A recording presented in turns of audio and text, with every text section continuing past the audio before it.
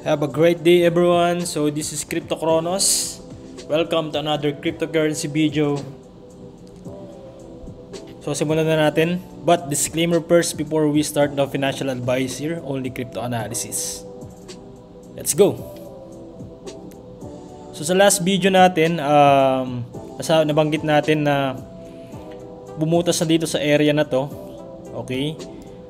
Ito yung ating tinitingnan na resistance level ni Bitcoin. And then yun, nabutas na nga. Ito yung halving that time na nag-vlog tayo. Okay, nag-record tayo ng video. Ayan. Binutas na siya, di ba? And then syempre na-reject siya dito. Maghanap tayo ng resistance niya, bakit siya na-reject? So na-found out natin, nakita natin dito na ayan, na-reject siya dito sa resistance level which is 66,000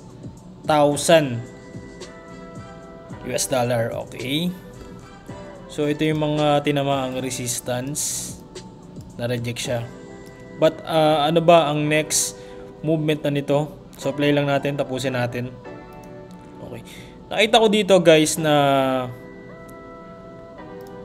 syempre bumubuo ulit yan ng pattern. Okay, tanggalin ko na to. Bumalik siya dito sa nire-respect niya tong ating support level na dating resistance na ngayon. Ayan. So ang kagandahan, nag-hold siya dito sa support level na yan. And then potential kung mag-break out siya dito, babound siya dito and then break out, potential as head and shoulder yan, pattern na yan. Kung sakasakaling mabutas, mag-break out yan dyan sa area na yan. So antayin natin ilang days ba itong previous sa ano natin. Itong isang leg na to is almost 4 days. But itong nangyayari na ngayon, ayan, 2 days pa lang, 2 days. So antayin pa natin hanggang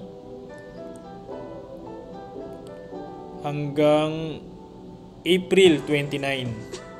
So potentially. Okay. Ang usapan dito ay pagka nag-breakout ang market, no? Pag nag-breakout, so antayin natin 'yan. So ang kagandahan is nag-aano naman dito nag-hold siya support level. Ito yung support natin 64,000 to 60,000 level, yan ang mga support area natin. And then kung mabutas yan, umabot siya ng 58,800 and then bumaba pa, ito yung area na pwedeng puntahan naman ng market just in case na marami nagsasabi na pwedeng umakyat dito, bumaba dito sa area na yan mula 58,000 to 52,000. Okay, kung mabubutas hanggang dito, kung mag-breakdown yan dyan. But ayan, naka-hold pa sa support level and then potentially na mag-breakout pa yan, pero kailangan nating makita pa rin syempre na mag-breakout yan before to enter the market again. Alright, so potential is inverse head and shoulder pattern yan. So kung anuhin natin, i-calculate natin kung saan yung potential na pwedeng puntahan yan. From here, okay, yan, to here, and then kung mabutas yan, potentially is almost, ayan, potential na 76, almost 76,000 US dollar ang pwedeng puntahan yan kung magba-breakout yan dito. Alright, so ang kagandahan dito nung na-reject siya dito, nagkaroon tayo ng trades dyan sa BitGet. So pakita ko lang, pasilip ko sa inyo yung trades ko, no, from January actually to. Ito out of 10, isa lang yung ano natin, loss natin.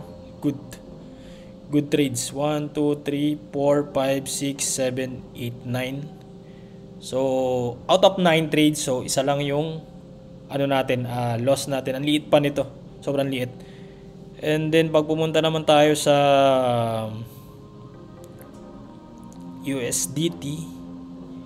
Okay. So ito na short natin yung market that time nung 25 nung na-reject nga siya doon, pero Ethereum lang na short na short ko dito.